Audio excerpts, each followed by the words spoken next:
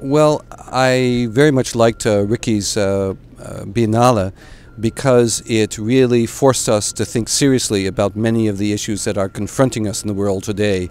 Issues of an environmental nature, issues of a social nature, of a political nature, and asked what role can architecture play in responding to some of the challenges that we face.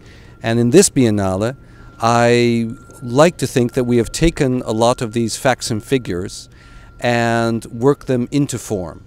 So what the visitor can expect here, if you come here to this beautiful city, is you will come into the Biennale and you will find beautiful, disturbing, troubling, strange forms.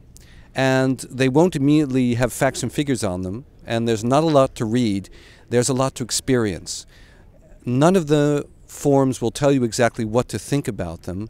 We leave that very much up to you. So this is a Biennale that instead of telling you what to think or showing you architects who say that they have solutions, really asks you to open your eyes. And in fact, one of the mottos of this Biennale is an old quote from Wolf Prix: what we want is an open architecture of the open eye, the open heart, and the open mind.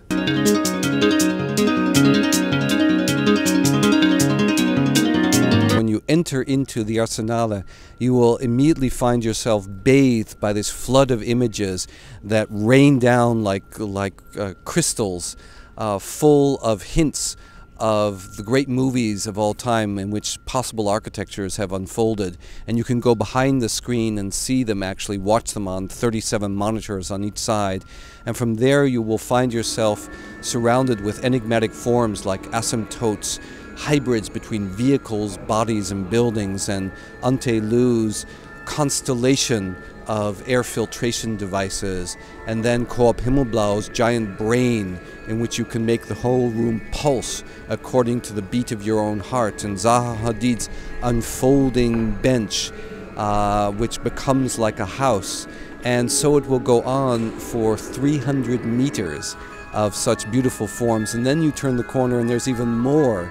So there is a lot to do here, and especially if you don't forget to go all the way to the end, where you will find Paradise, which is a beautiful garden designed by Catherine Gustafson. Architecture is a kind of luxury, and I think we need to confront that reality, that before one worries about architecture, about how we can shape our world, we need to figure out how to survive. And in many countries, survival comes first. And I do believe that architecture can contribute to that question of how to survive, but it does not play a central role in it.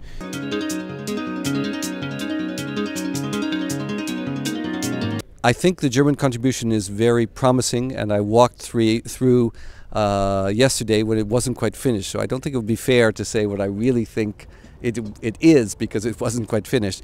But I think the notion of looking at the tradition of utopia and understanding that perhaps the Garden of Eden needs to be integrated in the way we make buildings or grow buildings, as one of the proposals is, and the way that we install buildings in the landscape, I think is a fantastic one, and I think is very much in the spirit of this Biennale.